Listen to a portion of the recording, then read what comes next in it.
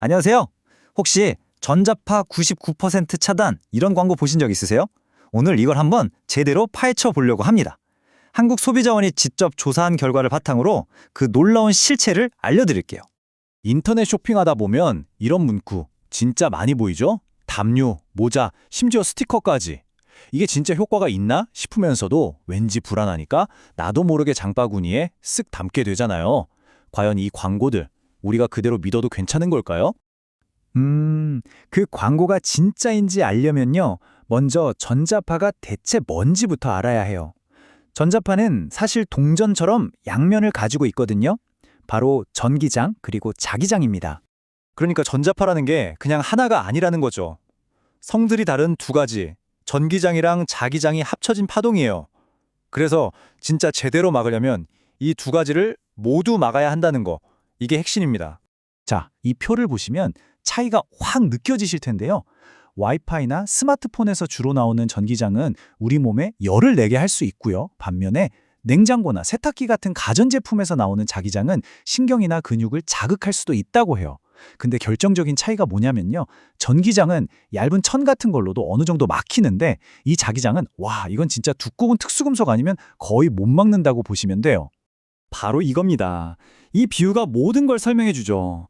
시중에 나온 제품들이 바로 이 동전의 한쪽 면, 그러니까 막기 쉬운 전기장만 가려놓고는 마치 전자파 전체를 다 막는 것처럼 광고를 했던 거예요.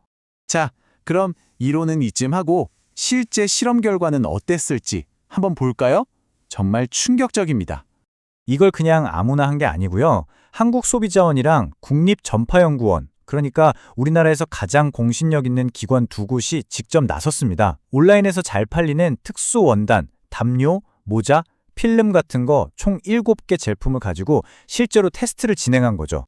자, 결과를 보세요. 진짜 중요한 건 이 두 번째랑 세 번째 열의 어마어마한 차이입니다. 차폐 원단이나 담요, 전기장은 최대 90%까지 막아주네요. 이 숫자만 보면 광고가 맞는 말 같죠? 하지만 정말 중요한 자기장 차단율을 한번 보세요. 여기서 얘기가 완전히 달라집니다.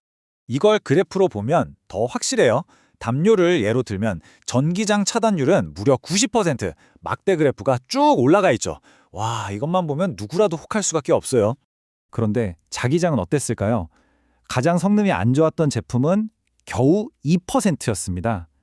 2%요? 이건 뭐 효과가 있다고 말하기 민망한 수준이죠. 사실상 그냥 뚫고 지나간다고 봐야 합니다. 근데요, 여러분, 이야기가 여기서 끝이 아닙니다.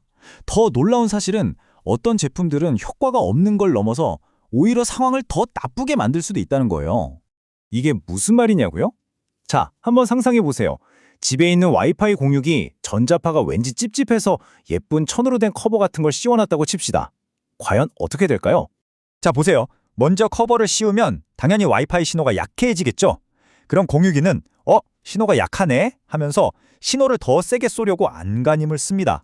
우리가 잘 안 들릴 때 목소리를 키우는 거랑 똑같아요. 그 결과는? 맞습니다.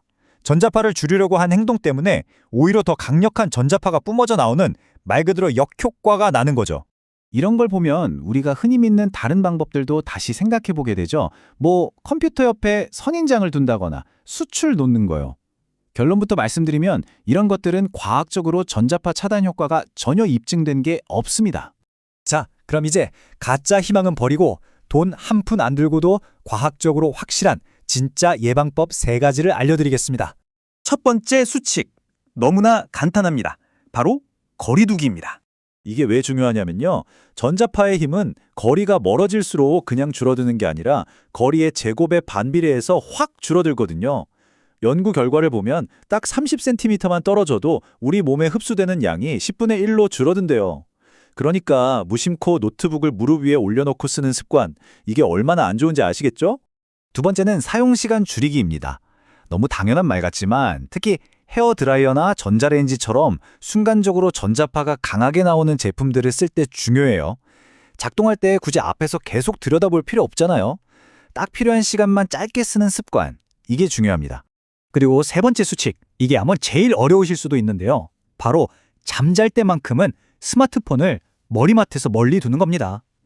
우리가 잠자는 동안 몸이 회복을 해야 하는데 바로 옆에서 계속 전자파가 나오면 좋지 않겠죠?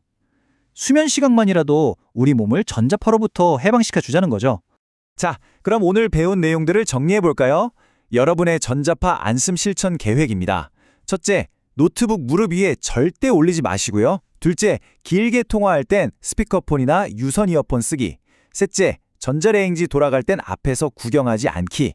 마지막으로 잘 때는 스마트폰을 최소 1, 2m는 멀리 두기. 이 간단한 습관들이요, 시중에 그 어떤 비싼 제품보다 훨씬 효과적이라는 거 잊지 마세요. 이렇게까지 했는데도 그래도 우리 집은 좀 불안한데? 싶으신 분들 있으시죠?